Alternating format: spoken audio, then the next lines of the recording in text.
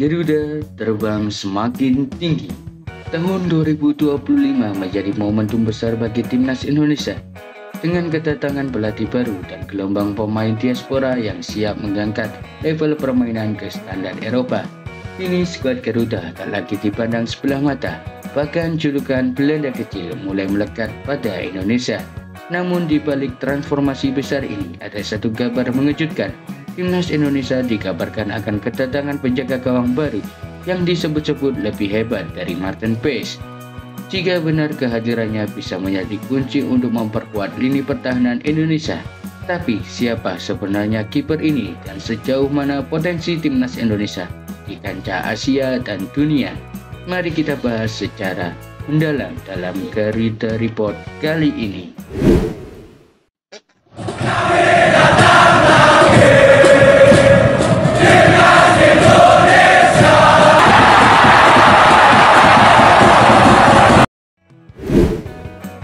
PSSI mengambil langkah besar dengan menunjuk Patrick Kluivert sebagai pelatih baru timnas Indonesia bersama tim pelatih yang terdiri dari nama-nama besar seperti Alex Pastoor, Danny Lanza, dan Gerard van den Bos. Aura sepak bola Eropa semakin terasa di timnas kita. Nah, dengan semakin banyaknya pemain yang lahir dari dan besar di Belanda, nggak sedikit yang menyebut timnas kita sebagai cabang KNVB. Tapi, apakah ini sesuatu yang buruk? Faktanya, dengan masuknya para pemain diaspora, performa timnas kita mengalami peningkatan drastis. Mau bukti? Nggak usah jauh-jauh, kita lihat aja di kualifikasi Piala Dunia 2022. Saat itu timnas kita jadi bulan-bulanan di Asia Tenggara. Tapi sekarang Garuda sudah benar-benar berbeda.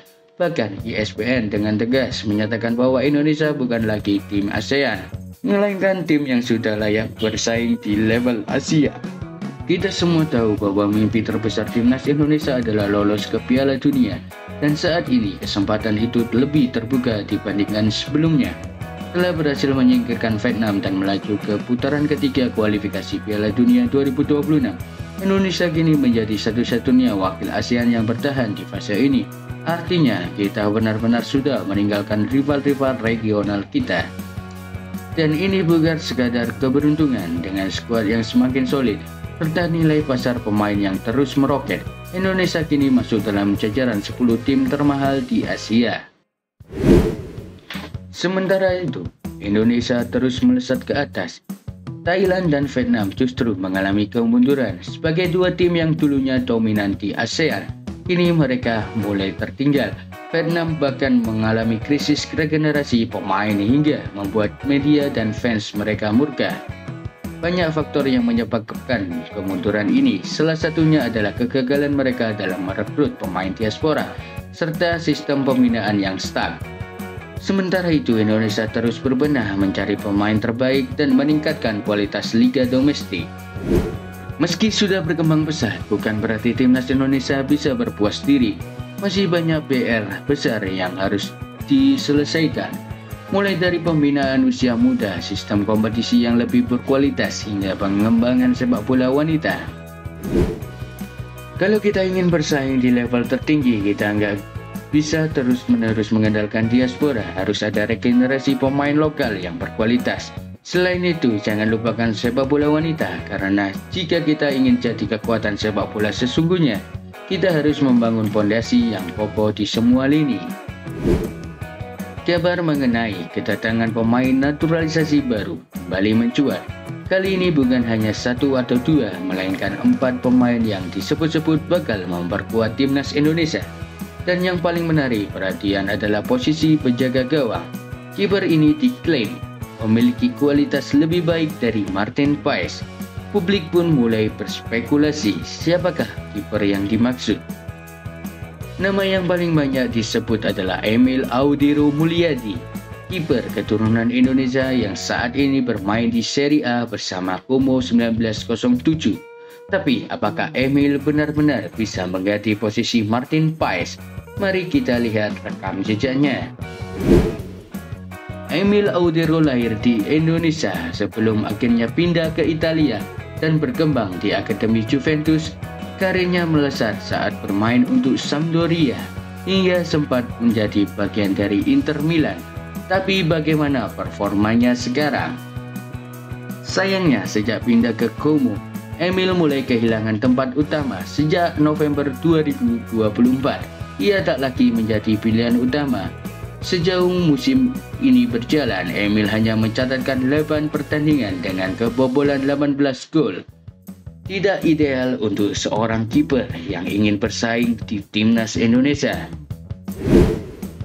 Sekarang mari kita bandingkan antara Emil Audero dan Martin Paes. Siapa yang lebih layak untuk menjadi kiper utama timnas Indonesia? Dari segi statistik, Martin Paes lebih konsisten sebagai kiper utama di liga yang lebih kompetitif.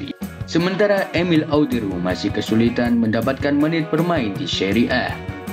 Jika Emil ingin masuk timnas Indonesia, ia harus membuktikan bahwa dirinya masih layak bermain di level tertinggi.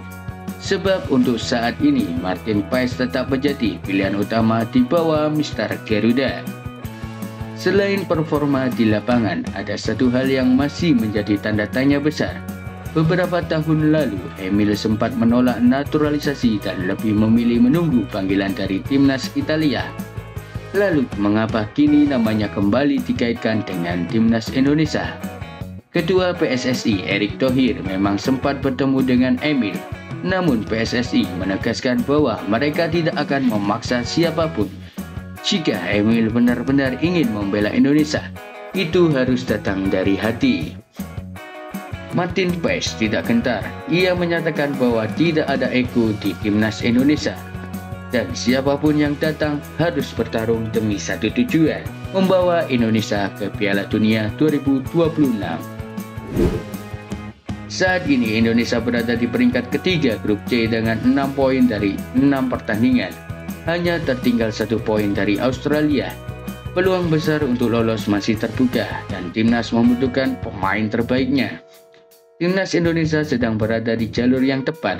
Tapi bisakah kita terus menjaga momentum ini? Jawabannya tentu bisa, asalkan kita semua bersatu mendukung Garuda. Bukan hanya dari segi pemain dan pelatih, tapi juga dari seluruh elemen sepak bola Indonesia. Jadi buat kalian semua yang peduli dengan masa depan timnas Indonesia, tetap dukung dengan sepenuh hati, tinggalkan ego dan kepentingan pribadi, karena kejayaan sepak bola Indonesia adalah tanggung jawab kita bersama. Sekarang, bagaimana menurut kalian? Apakah Emil Audero layak dinaturalisasi dan menjadi kiper utama timnas Indonesia? Ataukah Martin Paes tetap menjadi pilihan terbaik untuk menjaga gawang Garuda? Tulis pendapat kalian di kolom komentar.